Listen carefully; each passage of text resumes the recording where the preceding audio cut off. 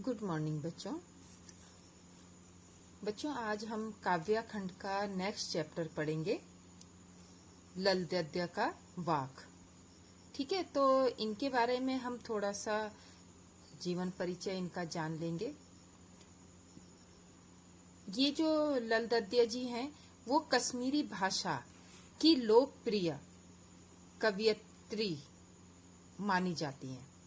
इन्होंने कश्मीरी भाषा में अपनी ज्यादा रचनाएं की हैं।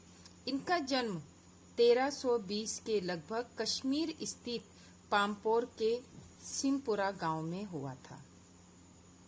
ठीक है, इनका जन्म जो है कश्मीर में पामपुरा गांव के सिमपुरा में हुआ था। उनके जीवन के बारे में प्रामाणिक जानकारी नहीं मिलती, कोई सटीक जानकारी उनके जीवन के बारे में नहीं मिलती है कि उनके जीवन से जुड़े क्या क्या पहलू थे।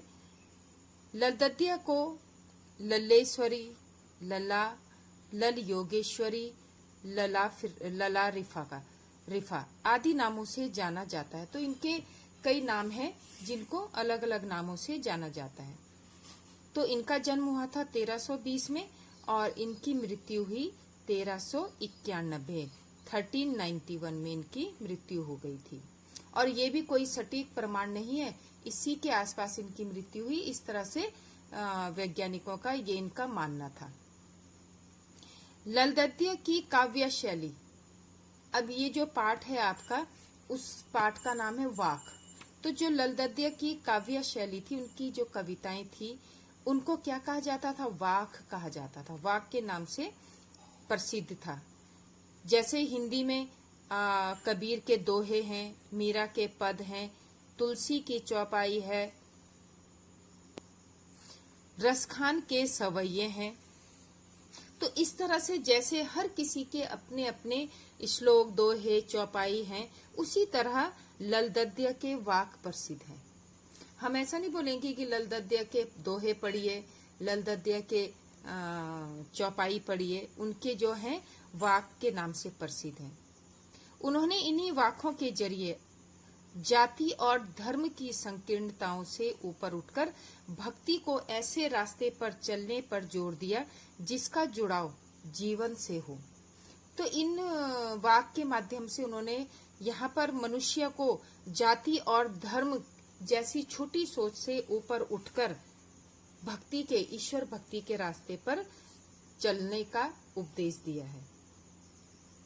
उन्होंने धार्मिक आडंबरों का विरोध किया और प्रेम को सबसे बड़ा मूल्य बनाया। उन्होंने कहा कि हम दिखावे के लिए पूजा पाठ करते हैं, ठीक है, यात्राएं करते हैं, ये सब क्या है? दिखावा है।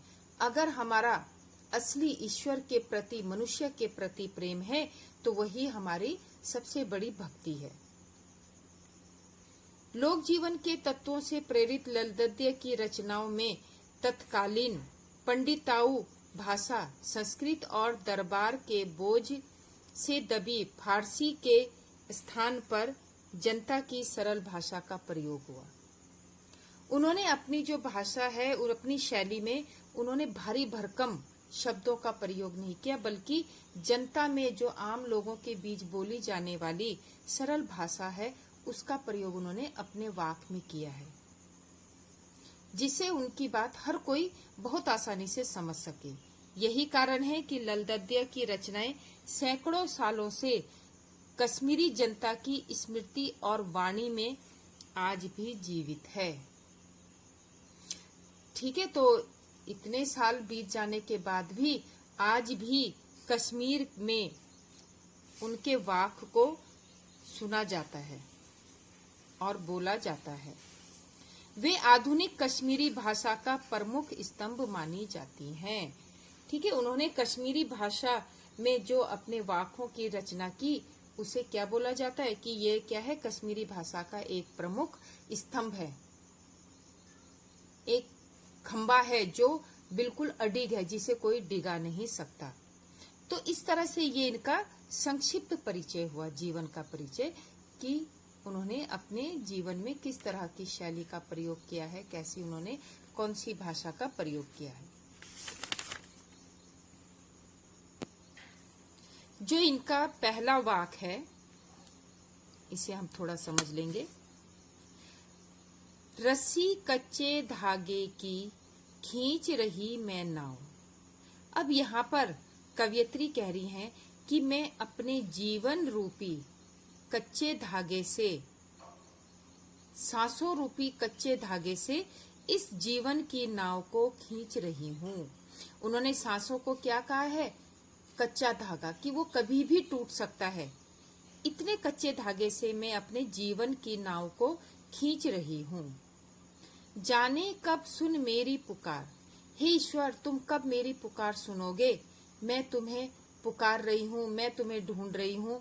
करें देव भव सागर पार, कि आप आएं और मुझे इस भव सागर से पार करें। ठीक है, यहाँ पर देखिए बहुत अच्छी बात उन्होंने कही है कि रस्सी कच्चे धागे की, मैं सांसों रूपी कच्चे धागे से जीवन रूपी नाव को खींच रही हूँ। जाने कब सुन मेरी पुकार, हे ईश्वर आप मेरी पुकार कब सुनोगे? करें देव भव सागर पार, और कब मुझे इस माया जाल के भव सागर से पार करोगे। अब माया जाल उन्होंने किसे कहा है? जो हम संसार में रहते हो, मोह माया लोभ लालच के जाल में फंसे रहते हैं, उसको उन्होंने भव सागर कहा है कि हे ईश्वर आप आओ और मुझे ऐसी भक्ति दो, मुझे ऐसा ज्ञान दो कि मैं इन सब भव सागरों से पार हो सकूं। पानी टपके कच्चे सकोरे, मेरा जीवन जो है एक कच्चे सकोरे, जो मिट्टी का एक बर्तन होता है ना, सकोरा बोलते हैं उसे, उसकी तरह है जिससे पानी टपक रहा है।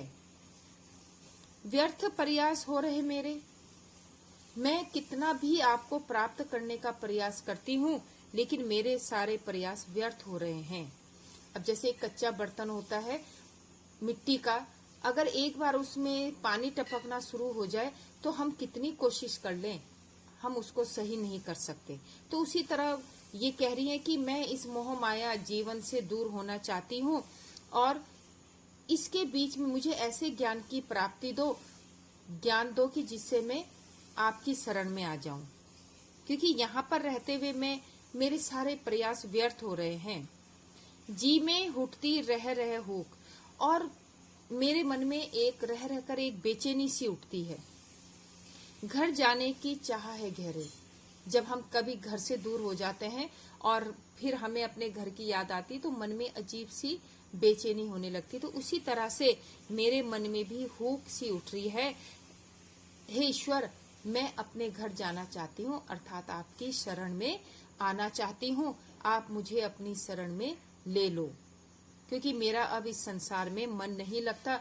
मुझे भक्ति रूपी ज्ञान दो जिससे कि मेरा मन शांत हो और मुझे लगे कि हाँ मैं अपने घर में आ गई हूँ।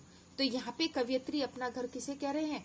ईश्वर की शरण में जाना, ईश्वर की भक्ति पाना, ज्ञान को प्राप्त करना, वो उनको अपना घर कह रही है। अब दूसरा देखिए, खा खाकर कुछ पाएगा नहीं, ना खाकर बनेगा अहंकारी। अब यहाँ पर व्यक्ति को, मनुष्य को संबोधित करते हुए कह रही है कि खा खा कर कुछ पाएगा नहीं। हे मनुष्य, अब ये सेकंड देखिए, यहाँ पर कवयित्री कह रही हैं कि खा खा कर कुछ पाएगा नहीं, न खाकर बनेगा अहंकारी। अब यहाँ पे खा खा कर कुछ पाएगा नहीं, अर्थात ईश्वर ने हमें जो कुछ दिया है, भोग विलास की जो वस्तुएं दी हैं, अगर हम इनमें लिप्त हो जाएं, ठीक है, हम कहें कि हम ऐशो आराम की जिंदगी जीना चाहते हैं, महलों में रहते हैं, गाड़ियों में घूमते हैं, अच्छे कपड़े पहनते हैं, इन सबको करके क्या होता है? कुछ प्राप्त होता है? कुछ भी प्राप्त नहीं होता। हमारे मन को कभी शांति नहीं मिलती है और हमारी इच्छाएं और ज्यादा बढ़ती रहती हैं। तो इसके लिए कवयित्री ने कहा है कि खा खा कर कुछ पाएगा नहीं। हम कितनी भी भोग विलास की वस्तुओं में लिप्त हो जाएं, सांसारिक सुख जितने भी भोग लें, तब भी हमारा मन खुश नहीं होगा और हमें कुछ भी प्राप्त नहीं होगा। ना खाकर बनेगा अहंकारी। और अगर हम इन चीजों का प्रयोग ना भी करें, जैसे कि हमारे पास पैसा है, गाड़ी है, अच्छे कपड़े हैं, घूमना फिरना है, सब इस चीज की सुविधा है, लेकिन हम तब भी इनका प्रयोग नहीं करेंगे तो हमारे भीतर क्या आ जाएगा? अहंकार आ जाएगा। क्योंकि देखो तब हम कहेंगे कि देखो भाई मेरे पास तो सब कुछ है लेकिन मुझे किसी चीज का लोभ लालच नहीं है। तो इस चीज से हमारे मन के भीतर अहंकार आ जाएगा, घमंड आ जाएगा। तो हमें इससे बचना है, दोनों चीजों से बचना है। एक तो अगर हम बहुत अधिक भोग विलास में लिप्त रहेंगे तो भी हमें किसी चीज की प्राप्ति नहीं होगी, और अगर हम धन दौलत को लेकर हमारे मन के भीतर अहंकार आ जाएगा, हम उस चीज का भी प्रयोग नहीं करेंगे, लेकिन हम अगर वो दुनिया को बताएंगे तो भी हमें मोक्ष की प्राप्ति नहीं होगी। कब होती है मोक्ष की प्राप्ति? सम खा तभी होगा समभावी। अगर तुम्हारे पास इतनी धन दौलत है, सुख सुविधाएं हैं, तो सम खा, हमें अहंकार को खाना होगा, अहंकार को समाप्त करना होगा और सबके साथ मिलजुल कर रहना होगा।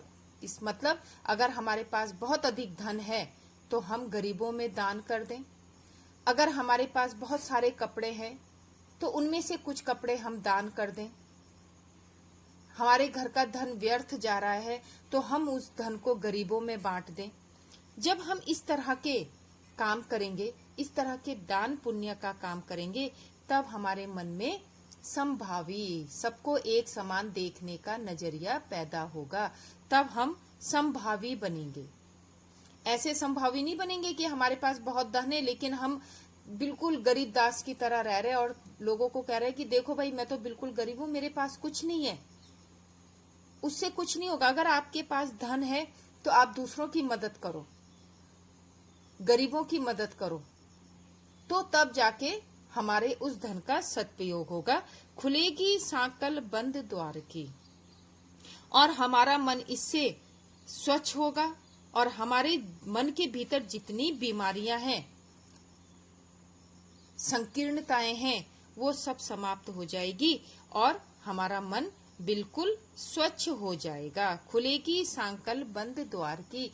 जो हमने भोग विलास के कारण, संकीर्णताओं के कारण अपने मन के द्वार जो बंद कर रखे हैं, वो इससे लोगों को एक समान देखने से, उनकी मदद करने से हमारे मन के द्वार खुल जाएंगे।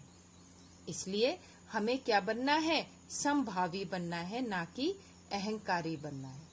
ठीक है, तो ये आपको समझ में आ गया कि खा खाकर कुछ नहीं पाएगा, कि हम जितनी भी भोग विलास की वस्तुओं में लिप्त रहेंगे, सांसारिक सुखों को भोगेंगे, तो अंतिम समय में हमारे हाथ कुछ नहीं आएगा। अंतिम समय में क्या लोग ये पूछेंगे या ईश्वर ये पूछेगा, अरे भाई तूने तो इतना ऐशो आराम किया, तू तो इतनी बड़ी बड़ी गाड़ियों में घुमा, तूने इतने बड़े होटलों में खाना खाया, तो वो किसी चीज की गिनती में नहीं आता है, वो निरर्थक है।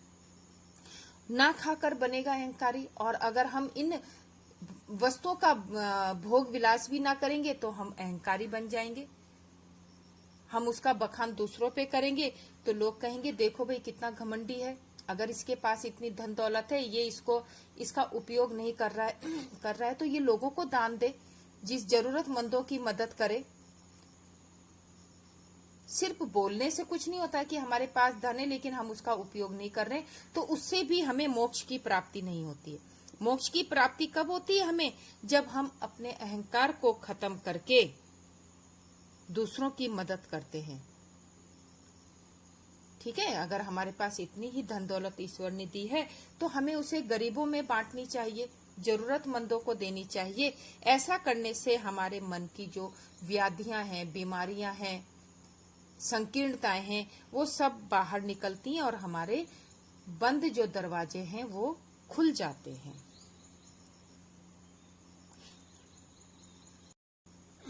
तो बच्चों, आपको ये 2 वाक्य अच्छी तरह से समझ में आ गए होंगे, तो आप इसको अच्छी तरह से रिवीजन कर लेना। ठीक है, बहुत इजी है। अगर आप इसको थोड़ा सा ध्यान से समझोगे तो इसको समझने में कोई दिक्कत नहीं होगी। एक बार मैं थोड़ा सा और रिवीजन करवा देती हूँ। रस्सी कच्चे धागे की खींच रही मैं नाव। कवियत्री कह रही है कि मैं अपने सांसों के धागे से अपने जीवन रूपी नाव को खींच रही हूँ। जाने कब सुन मेरी पुकार, हे ईश्वर तुम मेरी कब पुकार सुनोगे और करे देव भव सागर पार। मुझे इस जीवन रूपी भव सागर से पार करो। पानी टपके कच्चे सकोरे, कच्चे सकोरे मेरा जीवन बढ़ रहा है, मेरी उम्र बढ़ रही है और मेरी उम्र जो है कच्चे मिट्टी के बर्तन की तरह हो रही है। पानी टपके, जिससे टप टप पानी की बूंद टपक रही है। अब वो पानी की बूंद क्या है? सांसें निकल रही हैं मेरी। ठीक है, मेरा जीवन, अब मैं वृद्ध हो रही हूँ, उम्र बढ़ रही है और इस बीच मैंने कुछ ज्ञान की प्राप्ति नहीं की, तो व्यर्थ प्रयास हो रहे मैंने जितनी आज तक जीवन में ऐशो आराम किए, ये जो कुछ किया है, ये सब मेरे प्रयास व्यर्थ हुए। मैं इन सब से तुम्हें प्राप्त नहीं कर पाई। जी में उठती रह रहे हुक, मेरे मन में रह रहकर बेचैनी होती है, घर जाने की इच्छा घेरे। मैं चाहती हूँ कि मैं अपने घर जाऊं, और मेरा घर कहाँ है? ईश्वर का घर है। ईश्वर का ज्ञान प्राप्त करना ही मेरा असली घर है। खा खा कर कुछ पाएगा नहीं, न खाकर बनेगा अहंकारी। यहाँ पर कवियत्री कह रही है कि हम चाहे कितना भी खा लें, कितने ऐशो आराम कर लें, उससे हमें कुछ भी प्राप्त नहीं होगा। और अगर हम इन सब वस्तुओं का भोग भी नहीं करेंगे तो हम घमंडी कहलाएंगे। इस चीज को खत्म करने के लिए हमें समभावी, सबको एक समान देखना पड़ेगा। जो हमारे पास है उसको हम दूसरों को भी बांटें तो हमारे मन में समभाव आएगा। खुलेगी सांकल बंद द्वार की, और जो हमारे मन के भीतर संकीर्णताओं का, लोभ लालच का जो संकल लगी हुई है, कुंडी लगी है, वह खुल जाएगी। तो बच्चों, इस तरह से ये 2 वाक आपने रिवीजन करने हैं इनको, और जो ये बाकी बचे हैं वो नेक्स्ट वीडियो में आपको मैं समझाऊंगी। Thank you.